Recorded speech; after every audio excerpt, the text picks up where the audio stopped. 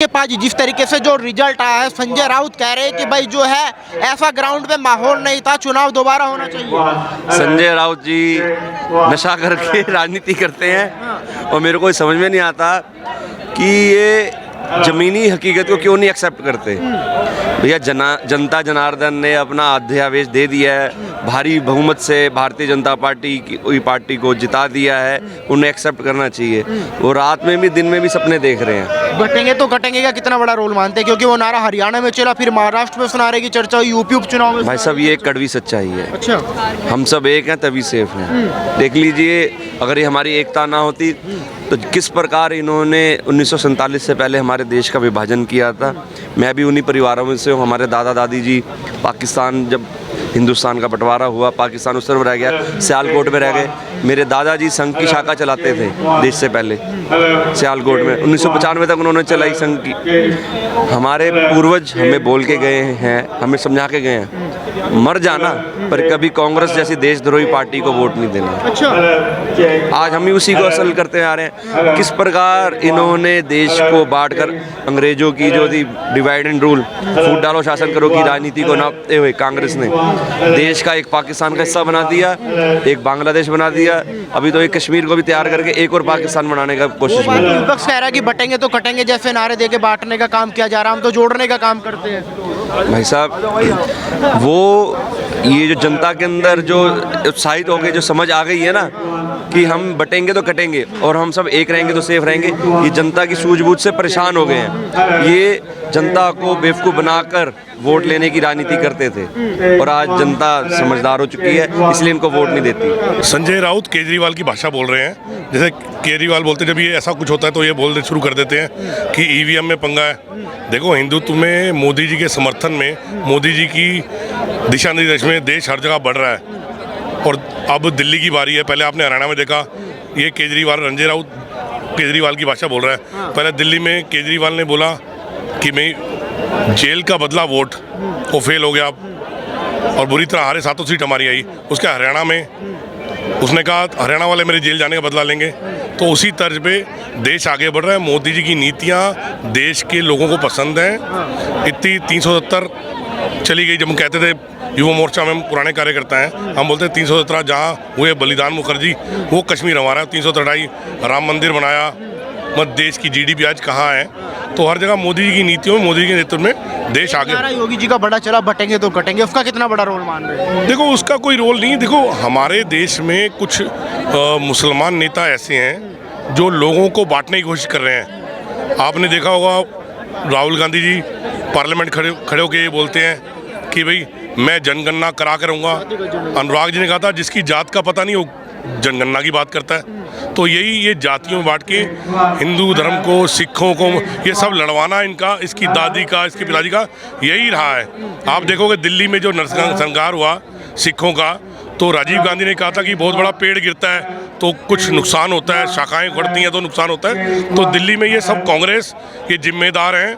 केजरीवाल ये पूरा, वो कहते हैं भानुमति ने कुनबा जोड़ा, कोई किसी का परिवार से इस इन्होंने किया है। तो ये सब ऐसे ही ठोकरें खाएंगे। आज कांग्रेस की क्या स्थिति है देश में कि कांग्रेस के नेता को बुलवा रहा जाता है तो तीसरे नंबर पर राहुल गांधी बोलते हैं। तो मोदी जी नेता को विश्वास है कि देश हमारा पूरी दुनिया में आगे बढ़ रहा है। 2024 का जब रिजल्ट आया तो कहा गया कि मोदी जी की पॉपुलैरिटी खत्म हो गई। नहीं, आप 24 के बाद देखिए ना, 14 से कौन सा राज्य हम नहीं जीते।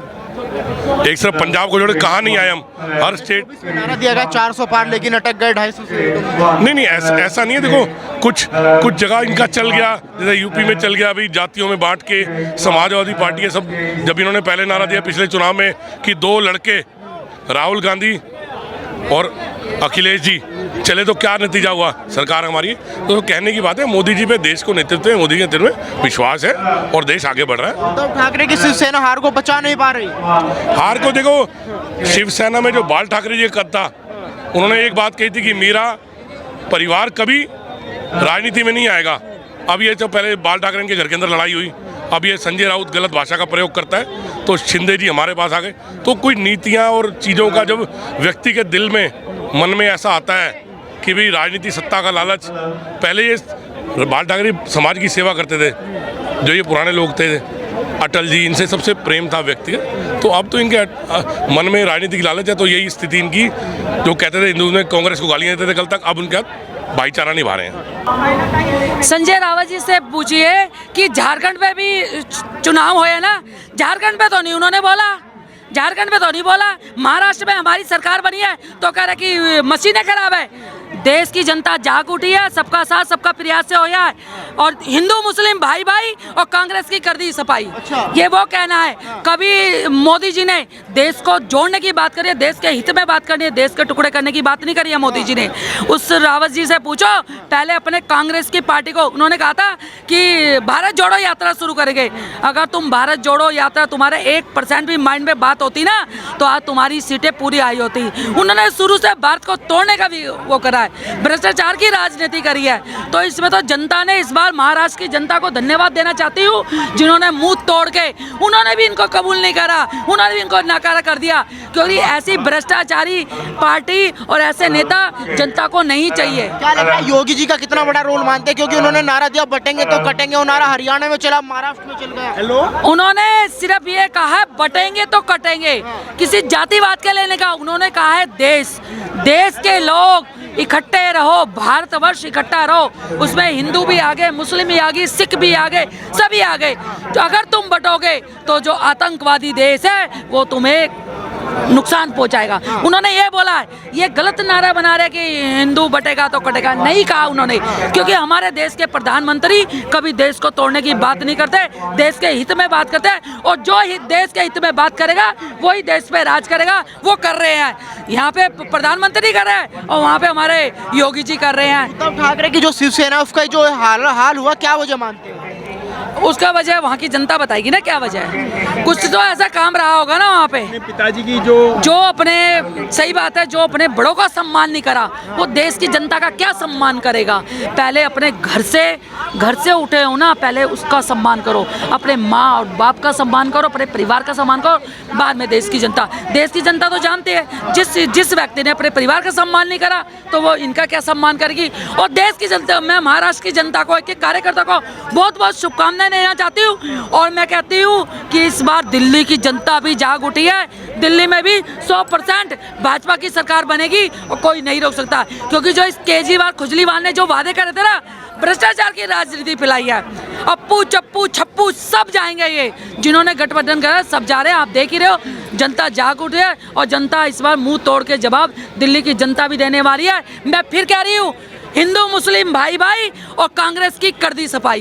क्या कहेंगे जिस तरीके संजय राउत कह रहे हैं कि भाई इस तरीके के नतीजे की तुम? मतलब संजय राउत की बयान पे उसका दिमाग पकड़ा गया है। हाँ। जब से उसको सत्ता नहीं मिली, जिसने अपने पिताजी, देखो उद्धव ठाकरे के पिताजी ने क्या कहा था कि कांग्रेस से गठबंधन करने से अच्छा है मैं अपनी दुकान का शटर डाउन कर लूं। संजय राउत तो महिलाओं का सम्मान नहीं करता, उसने कंगना रनौत के लिए क्या कहा था, उखाड़ लिया। अब महाराष्ट्र की जनता ने उखाड़ दिया, महाराष्ट्र की जनता ने उखाड़ दिया, उन्होंने लिख दिया। अब सामना में लिखा कल सुबह, अगर वो एक बाप की औलाद है तो कल सुबह सामना अखबार में लिखा है कि महाराष्ट्र की जनता ने हमको उखाड़ दिया है। तो क्या कहेंगे, बटेंगे तो कटेंगे का असर रहा चुनाव में? बात साहब, हम बंद मुट्ठी लाख की होती है, खुल जाती है तो खाक के रह जाती है। पूरे महाराष्ट्र की जनता ने एक मत होकर वोट दिया है, इसलिए 225 इतिहास रच दिया महाराष्ट्र की जनता ने। 225 प्लस वोटें जारी, और अभी तो रुझान, अभी तो संजय राउत कह रहे हैं ना, ग्राउंड पे तो ऐसा माहौल ही नहीं था कि इस तरीके से जो जीत मिली है, ऐसा तो माहौल ही नहीं था ग्राउंड पे। संजय राउत से पूछो, अभी 6 महीने पहले जब लोकसभा के चुनाव हुए थे, जब उनको सीटें मिली, जब क्या था, जब सही था। उनका मतलब है मीठा मीठा गप और फीका फीका थू थू। तो महाराष्ट्र की जनता ने उनके औकात दिखा दिया। पिछली बार राहुल गांधी ने संविधान के ऊपर लेके नैरेटिव फैलाया था गलत, उसका कुछ लोगों ने दिमाग में चीज बैठा ली होगी, और वो चीजें क्लियर हो चुकी है, और अब इन्होंने खत्म कर दिया, सब कहानी सब क्लियर हो चुकी है। कांग्रेस के साथ जाना उद्धव ठाकरे की सबसे बड़ी गलती थी। कांग्रेस तो पनौती है, जिसके ऊपर राहुल गांधी परिवार ने हाथ रख दिया उसका नाश होना पक्का है। चाहे आप अखिलेश यादव को देख लो, चाहे पहले मायावती के साथ देख लो, चाहे लालू, किसी को पूरे देश का इतिहास उठा लो, कांग्रेस की तो छाया भी काली येगी, छाया भी पड़ जाती है तो हरा भरा वृक्ष भी सूख जाता है। कांग्रेस के बारे में हम ये कहेंगे।